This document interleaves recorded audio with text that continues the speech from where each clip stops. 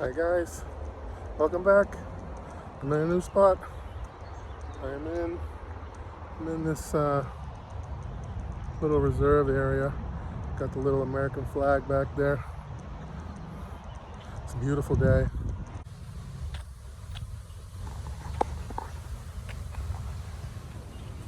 So this place is really nice. It's grown in. When I was a kid, we used to play in here, but it wasn't as nice as this. It was mostly, just like marsh reeds and stuff, you know. And it'd be like little paths in between in the marsh reeds, and we'd play hide and go seek and run around, chase each other. But now it's all cleared, it's all grass, and it's really these beautiful trees. It's really nice. I wanted to have a conversation today about some of the updates flying back to the Philippines.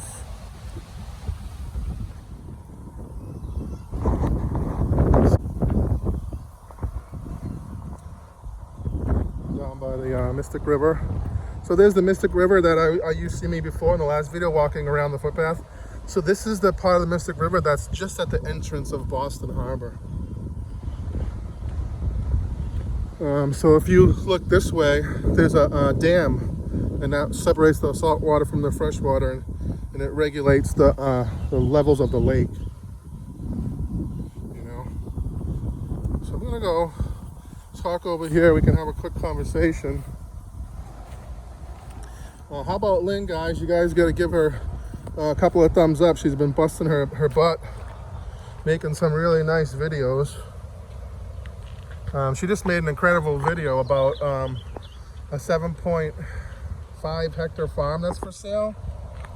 It's not Mitch's farm. I think she originally thought it was Mitch's farm, but this place is I think a lot bigger, and it's amazing. It's clean. It looks like it's been well taken care of. It's not falling apart. And if you're gonna ask a question, you gotta at least watch the video. If you just watch the video, you'll find out what the price of the property is. So, I mean, I could understand if she didn't say what the price is, if it wasn't mentioned, but it's mentioned like three or four times in the video, the price of the property.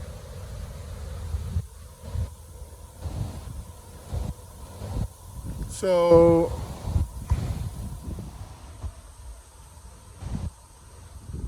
hi guys, so here I am. I'm down at the park, and so my plan as of right now is to fly back to the Philippines the end of June, either the end of June or maybe the first week in July. And of course, everything changes by the day. They make new rules, they add new rules, they take away old rules. So none of us really know if I'll be able to get back there at the end of June, early July. But it's looking pretty good at this point. They're gonna start opening up some domestic flights June 15th. And they might take away those flights after a couple of weeks if they see that there's problems. What else? So I emailed the Philippine consular. I've also talked to PAL, which is the Philippine Airlines. Someone in my position who's married to a Filipina, can fly back to the Philippines during this lockdown. There are no foreigners allowed there on a regular visa. But what they told me, and this is from the government, from the consular's office, that what I need to fly back is a copy of our marriage certificate. I need a copy of our marriage certificate. I need a copy of Lynn's passport, and I need an onward ticket. That's just something that they don't ever change, So I'm gonna have to buy another ticket. I'll have to buy another ticket. Maybe I'll buy another PAL ticket, but I'll separate it. I won't buy a round trip. I'll buy a one way for each ticket. Because if you have a ticket that's half used, it complicates things. It's better to have a full ticket that hasn't been touched.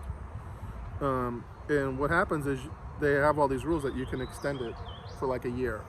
You can do like an extension. There's no fees. So what I will do is I'll buy a ticket there, and I'll buy another separate ticket coming back to the U.S. Because I mean, I have to come back eventually. It's not going to go to waste. Or I can just buy a cheap throwaway ticket, which I hate doing. I'd rather buy something that I know that I can use. So these are the new rules. I'll be able to fly back. I'll have to fly into Manila. As of right now, there are no direct flights to Cebu.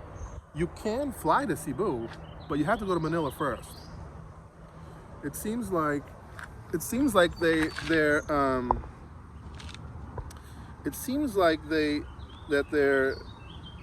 directing all international flights straight to Manila, because that's where they're set up to do all the processing and the testing. So what they're gonna do is I'll get off the plane, and right away I'll be, brought to an area where they'll tell you what's going on and what the rules are, and they're gonna do a swab test. And then supposedly I have to go to one of the government designated quarantine hotels to wait for the results. Now, this is where it gets a little cloudy for me, because I've read a couple of different things from what happens after this. So if your test is negative, I think you can go ahead onward to your next destination, which for me will be Bohol. Now, you need all kinds of paperwork to even get on the plane to get to Bohol. You need all kinds of medical certificates and clearance certificates. So I'm assuming that I'll get that after I get my negative test. And then once I get to Bohol, it'll be up to the LGUs, the local government units. The LGUs will be up to it'll be up to the LGU and ANDA to process me and bring me, I think, to my house and monitor me for 14 days, quarantine. That's one way I interpreted it. The other way I interpret it is if you get your test, so you get off the plane, you get your test, and then you go sit in the hotel for 3 or 4 days. First of all, if they're saying 3 or 4 days, that means like 1 or 2 weeks, maybe, to get your test back. So that's another nightmare. So where was I? So this is the second way I interpreted it. That you get your test, you go wait in the hotel, you get your test results, it's negative, and then you can go start. Then once it's negative, you start your 14-day quarantine, which is kind of ridiculous. But so you could be in the hotel for a week, and then you got to start your quarantine after you get your results, and then you're there for another 2 more weeks. So, and then after that, you'll have another test, I think, and then you go onward to Bohol.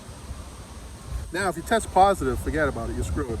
They're going to ship you off to a hospital, whether you have signs, symptoms, or not. You're going to a hospital, and you're going to do your quarantine there for 14 days. And that's probably going to cost you like $1,000, maybe more, because the hospitals there are not that cheap. So that's going to be a nightmare. So these are the things that I have to face if I want to get back to Bohol. I'd really like to get back there for my daughter's birthday, which is in August. And we still have the plan on getting everybody back here to the U.S. We want to work. Lynn and I want to work. We want to get some savings going. I don't think there's going to be any tourists for a while in Bohol. And that's that. I mean, we gotta do something, We can't just sit around every day and do nothing. I'm 51, Lynn's 30. I think the girls, Lynn, Kyla, they're gonna have a blast. They're gonna have a blast here. And it'll keep my mother busy. My mom will be so happy to have the kids here, because she's bored out of her mind right now. Older. One's in college, one's in mid-high school. My brother's kids are young, but they live far away. I gotta keep my mother busy having the kids around. So that's it. So that's the update. Flying to the Philippines. It's not gonna be fun, but things could change. It could get worse, or they could make it a lot easier. They might let me fly by the end of July. I mean, by the end of June. Maybe I can fly directly into Bohol and do my testing there. I don't know. We don't know. But it looks like at this point that I'm gonna be stuck in Manila for probably almost a month before I get to Bohol. So, see you guys. Thanks for watching. Don't forget to like, share, and subscribe. Give a lot of support to Lynn. She's working her butt off, and she's making unbelievable videos. You know. See you guys. Thanks.